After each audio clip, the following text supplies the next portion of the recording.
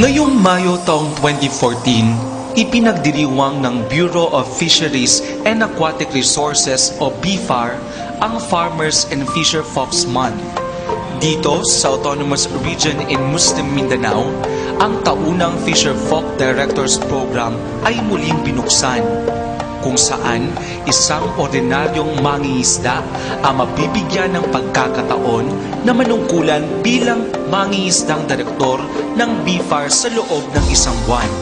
Ayon kay BFAR ARMM Director Janice Musali, layunin ng programa na paigtingin ang ugnayan at samahan ng mga mangingisda at ng pamahalaang nangangasiwa sa implementasyon ng mga programang pampangisdaan.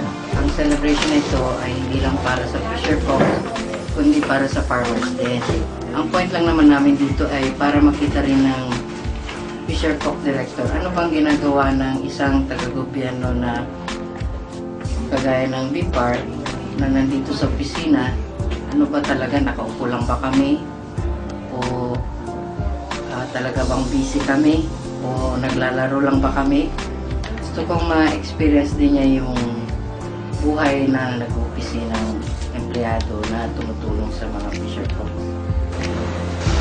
Sa taong ito, isang 38 anyos, seaweed grower at trader mula sa isla ng Tongsibalu sa Sibutu, Tawi-Tawi ang nahirang bilang mangingisdang direktor ng BFAR ARMM. Si Ginoong Alhasil B. Nahul.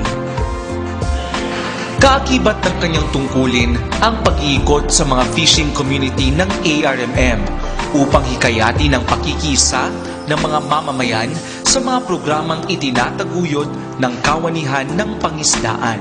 Si Ginoong Nahul ay isa lamang sa libo-libong mangingisda ng ARMM na nagpamalas ng kanyang kakayahan at alikaing maiangat ang antas ng pamumuhay ng kanilang sektor, sa tulong na rin ng mga inisyatibang pinangungunahan ng nasabing ahensya.